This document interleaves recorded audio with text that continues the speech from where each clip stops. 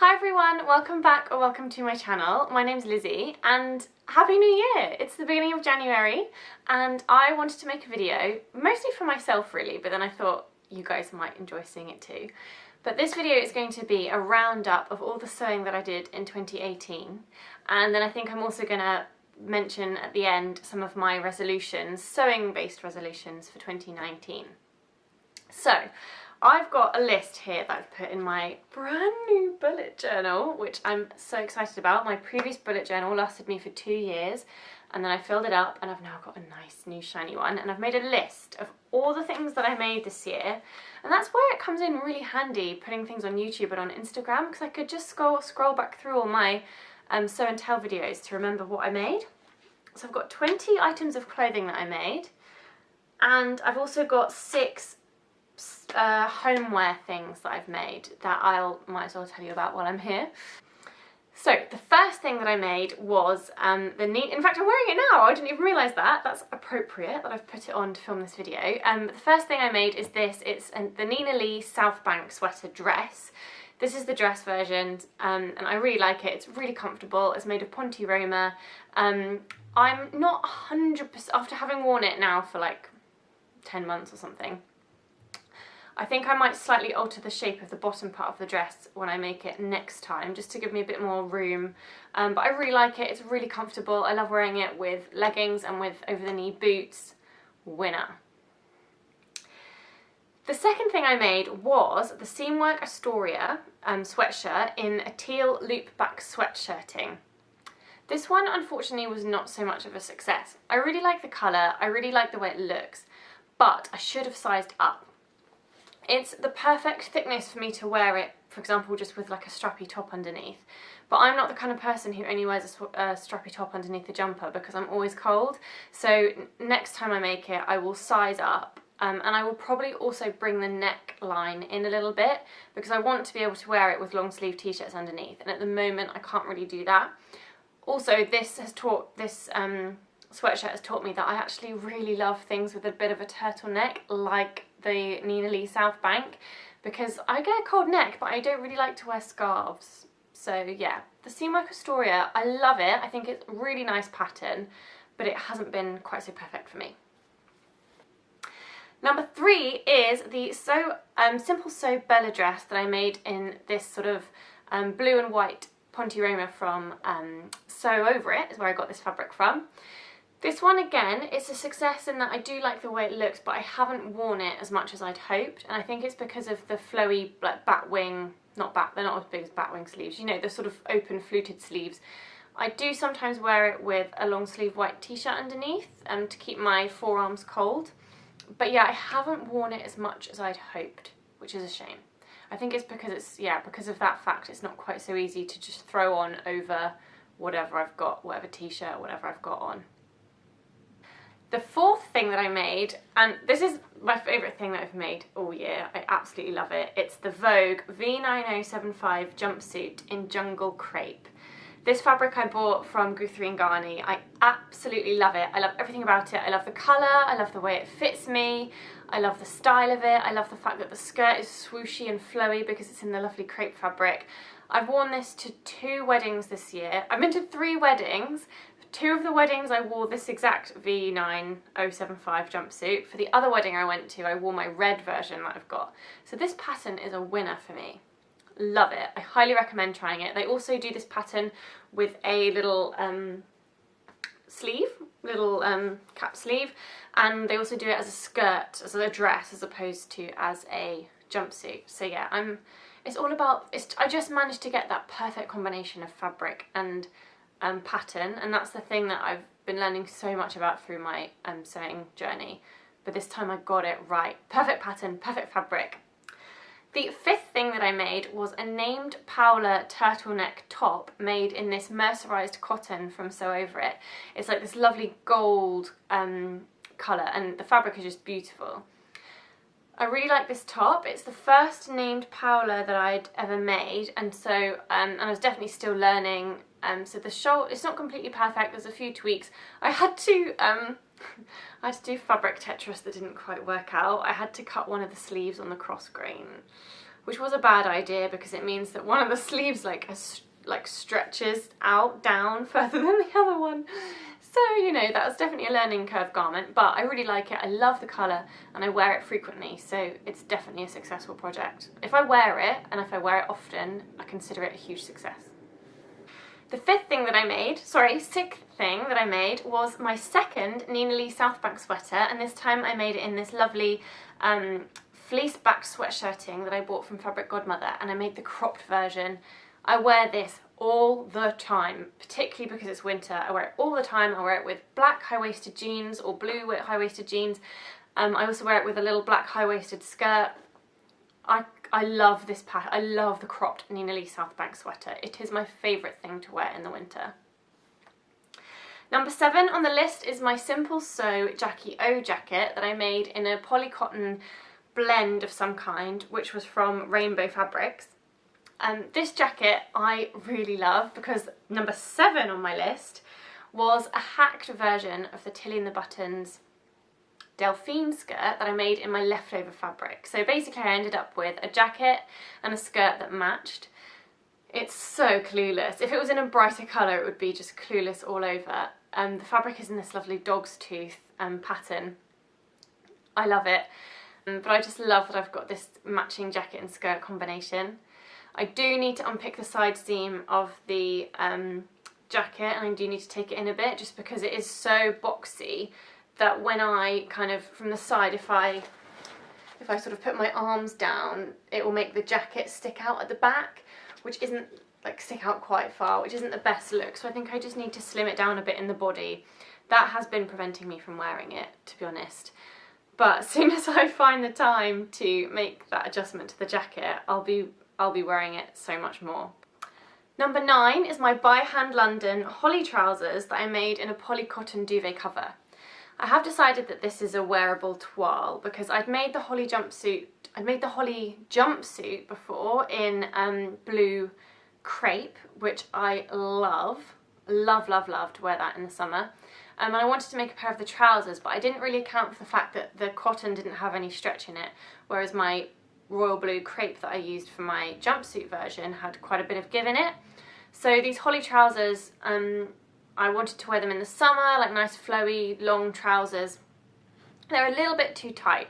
They're fine, they do fit, I can wear them, but if it's a day where I'm going to be eating a big lunch, or, you know, just if it's really hot and I don't want to be constricted, then it means they are a little bit small. But I definitely want to make some more of these, but I'll just size up the next time to give myself that bit of wiggle room.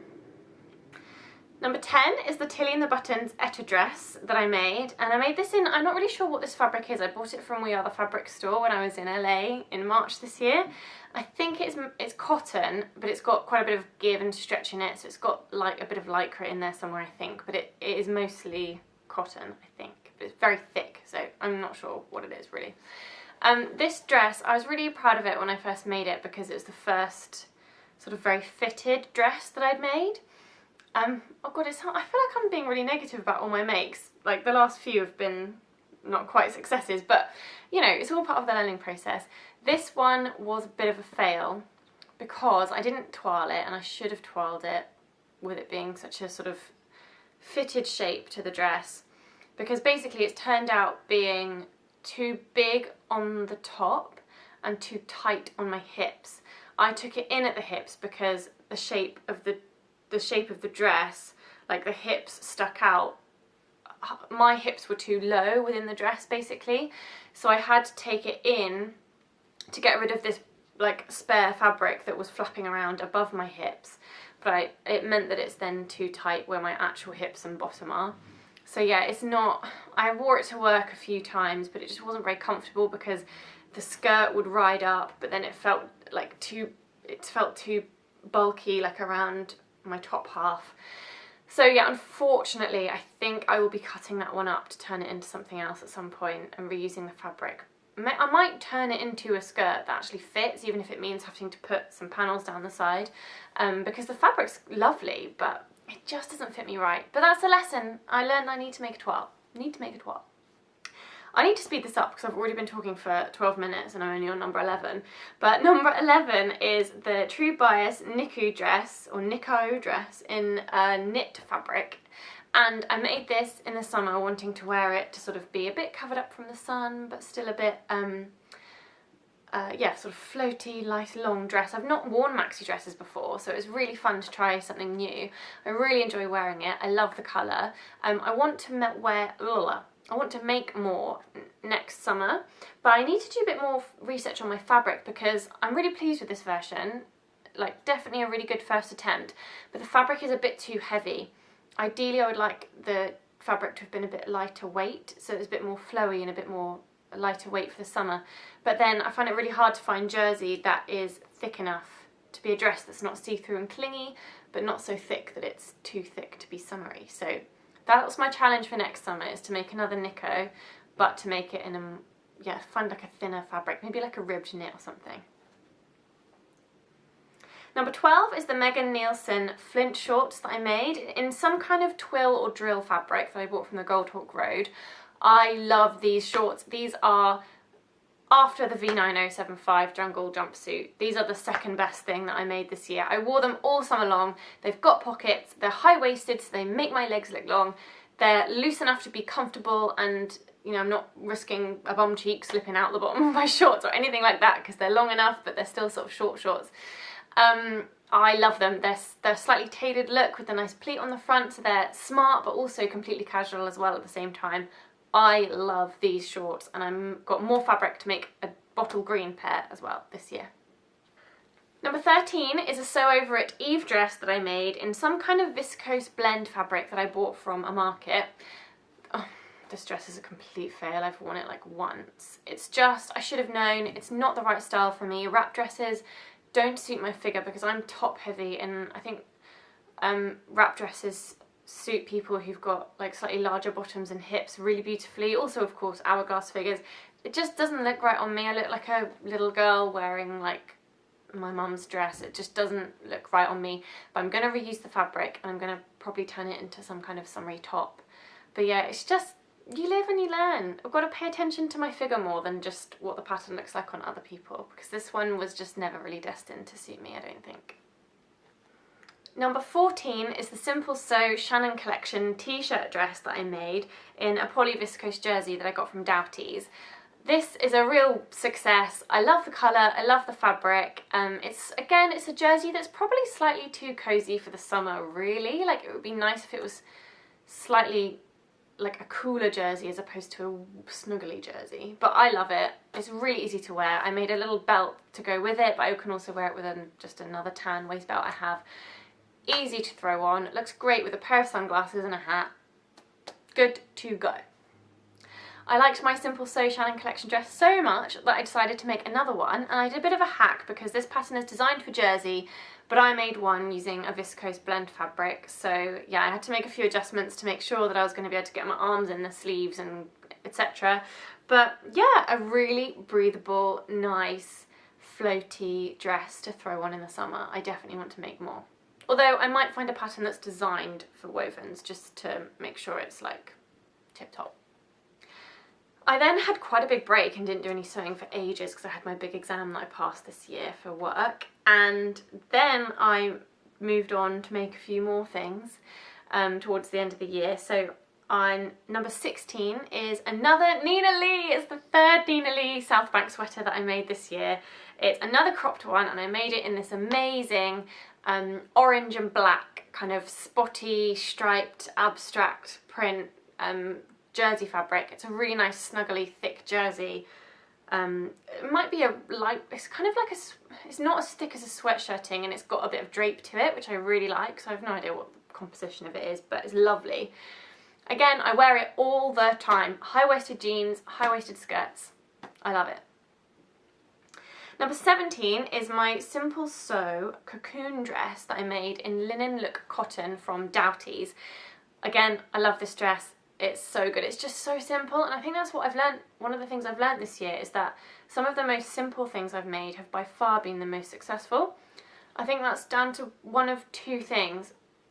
Sometimes, like, I'm not an expert seamstress yet, so sometimes it's just gonna turn out better if I play it a bit safe. Of course I need to challenge myself and learn new things, but that leads me on to the second part of that, is that I love a quick win. I'm a finisher. I like to start a project and then finish it. I'm not the kind of person that leaves things unfinished, except for one project that we'll come to.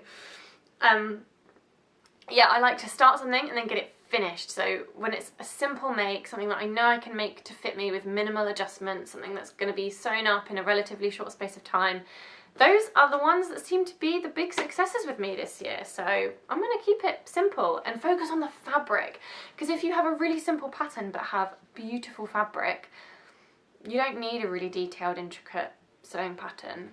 The fabric can do all the talking. So yeah, the Simple Sew Cocoon Dress in a linen look cotton. I mean, it's just so nice. Put a belt around it. It's got pockets. It's going to protect me from the sun in the summertime. I can layer it up in the wintertime. Definitely going to make more. Next time I want to make one in like a drapey viscose or something to see how that changes how it looks, because it will look completely different in a drapey fabric, I think. Number 18 is another Simple Sew project. You can tell that I've been blogging for them this year, or last year, 2018. So it's the Simple Sew colour block tunic, and the fabric is linen look cotton for the main body and sleeves from Doughty's, and then the ruffly part is cotton lawn, also from Doughty's. It's a Lady McElroy one. And yeah, this project was really good fun. I really like the neckline with the detail, the little point detail. It was really great fun kind of doing the ruffle in a contrast fabric. I think because it's cotton, it's probably not going to turn out to be one of my most worn things. I did make it in with the view of wanting to wear it in the summer and also in the winter by wearing it with a slip and with black tights. That's why I really liked that ruffle fabric at the bottom has got dark, like it's got black in it, so I think it looks fine with tights. I haven't worn it an awful lot yet. I only made it about a month ago, so or a month and a half ago, so time will tell. At the moment I haven't worn it very many times, but we'll see. Maybe it will turn out to be better for summer. Number 19 is the dress that I made for Christmas this year. It's the true Bias Nikko top that I hacked into a dress, because if you use the top version it's more fitted than the dress version of the Nikko, which I didn't know until I read the True Bias blog post about it. So yeah, I did the True Bias Nikko top hacked into a dress in stretch velvet. I wore it to the New Craft House winter party, and I also wore it on New Year's Eve, and I think it's a little bit tight across my hips, so I think I'll size up on my hips next time. So it means it is quite, you know, I wouldn't want to eat like a 3-course dinner wearing that dress, but I really like it. I love that it's a simple dress but the fabric makes it special. Yeah, I'll definitely make more for sure. Number 20, the final dressmaking thing that I've made is a hack of the Tilly and the Buttons Delphine skirt. I hacked it quite considerably to bring it right in and take it right up to be more of a fitted mini skirt.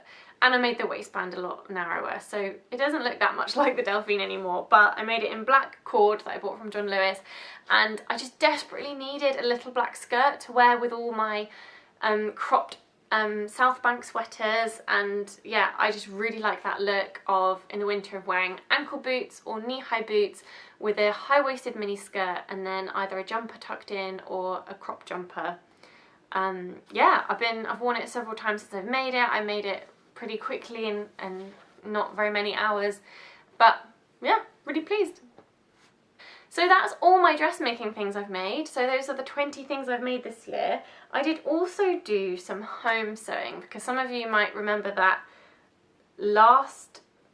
December 2017, I got the keys to my first home that myself and my fiance purchased together. And yeah, so we've now been in it for just over a year, and I needed to do some serious sewing for it, so I'll try and insert a few pictures of the things that I've got photos of. But basically I made 4 pairs of curtains. So we've only got 2 windows in our whole flat actually, because we live in a modern new build flat, so it's got floor to ceiling windows in the kitchen living room, and then here in the bedroom there isn't a window in the bathroom. So those are our 2 windows, but they're massive, floor to ceiling, so they're really, really long. And I made 2 sets of curtains for each window, so we've got like a thin white set of curtains to provide us with a bit of privacy if we're getting changed and to protect us from the sun because we're south facing.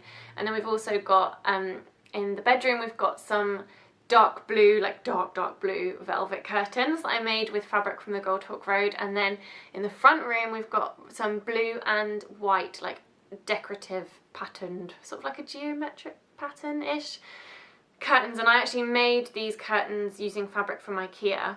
They were actually already curtains, but I needed to sew like 3 pairs of curtains together, chop off the top, put a proper header tape on. So they did start as curtains, but I basically just used them as fabric.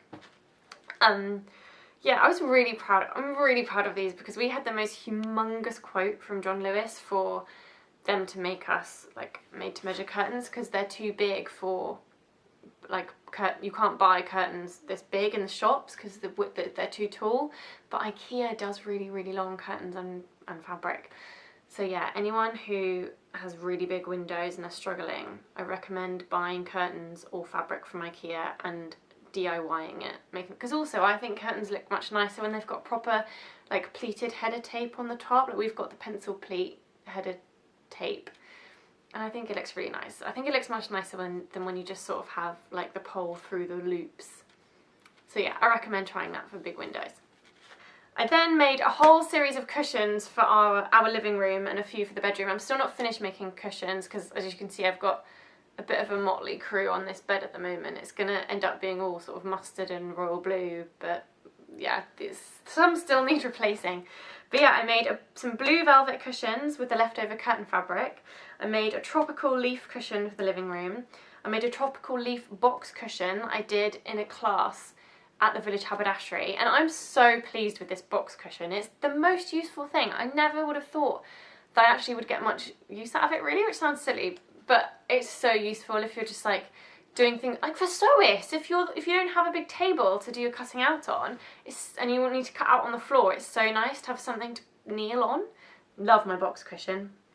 I made some green velvet cushions and a Ponte di Roma cushion, and obviously Ponte di Roma is not usually a fabric you would make cushions out of. You'd usually need something much more kind of durable, but honestly, in fact it's here, let me show you. This is the leftover fabric from my Simple Sew Bella dress, and it's the most snuggly cushion. I'm going to make all my cushions out of Ponte Roma now. It's actually so soft and lovely, so yeah, really love that. So there you have it. I made 20 items of clothing, 4 pairs of curtains and a whole bunch of cushions, and yeah, I'm really pleased, especially because I did have several months where I didn't do any sewing at all. Yeah, I think I've learnt a lot, for sure. I've learnt to take my time more, and I've learnt that I need to make toiles of some things because it's just going to work out better in the long run to make a toile. And I've learnt that I really want to actually focus not on just buying loads more different patterns, but making the same pattern again, because when you make the same pattern again, you're going to tweak it, you're going to learn from any fit issues that you may have had the first time round, etc. So there are quite a few things on here that I want to make them again, I want to hack them or whatever, instead of buying a new pattern, because that way I think you really start to perfect it. So I wanted to this video is going to be so long, so well done if you've made it to the end. But I wanted to just throw in a few things about my sewing resolutions. So I'm not going to do a plans video, and I'm not going to do a make 9 this year, because my main sewing goal for 2019 is to make my wedding dress. So that, I've got 3 months to go, so time is a ticking, and I just don't want to be stressing myself out by thinking about any other sewing. That is my main goal, and I need to just put all my energy and excitement into making that. Although I'm hoping to squeeze in a few really easy, simple makes for my honeymoon. Just like really simple, like floaty, like t-shirt dresses and things I can make really quickly, but I just need lots of floaty, loose, warm weather clothes. So yeah, the main goal is make my wedding dress. It's to not get stressed by it, because I need to give myself plenty of time, break it all down into steps. I'm going fabric shopping for that on Saturday. Yes, that's the main goal. And yeah, really, I just want to constantly remind myself that sewing is my hobby, and whether I make 20 things in a year or 50 things in a year, or, you know, 6 things in a year, as long as I'm having fun and as long as I'm really enjoying it still, then that's what matters. I also want to continue focusing on trying to be a really conscious consumer. I want to minimise the amount of fabric I'm buying, not just because I want to buy less fabric, but because I want to make sure I'm buying fabrics that are good quality, that I'm going to enjoy wearing, because I'm going to make appropriate garments out of them, but also because they're going to be good quality fabrics that let my skin breathe, etc, etc. And I really want to make more toiles, because I think that's a really important part of me wanting to make clothes that I get a lot of wear out of. It's going to be worth it to start making toiles of things so that I get the fit right, because if I get the fit right, I'm going to really enjoy wearing the garment, and I want to make things that I'm going to wear. I don't want to make things to just hang in the wardrobe and think, oh, I made that, I want to wear it, as well as, you know, having made it. So that's a really important thing for me, because I think even though we're sewists and we're doing an amazing thing by making our own clothes, we are still consumers. We do still consume all these materials, and I want to make sure that the fabric that I buy becomes garments that I love wearing for hopefully years and years to come. I also want to focus on sewing things that are fun, that I'm excited to make. So yes, I want to make things that I'm going to wear, but yeah, I don't want to make boring things. If I don't get excited about making, you know, a white t-shirt, I'm not going to sew a white t-shirt. I want to sew things that I'm excited to make and are fun and I'm really enthusiastic about. I don't want sewing to become a chore. So if I need some new white t-shirts, but I don't want to make them because they're kind of boring to make, I'm just going to buy them, because sewing is my hobby and it's going to be fun and I want to enjoy it. And I do enjoy it, and I'm so excited for all the sewing that 2019 is going to bring. Thanks so much for watching. Congratulations if you made it to the end of this mammoth long video. I hope you've enjoyed it. Give it a thumbs up if you did, and yeah, I'd love to hear from you in the comments on any of your sewing plans or sewing resolutions. And I'll see you next time. Happy New Year, everyone. Bye!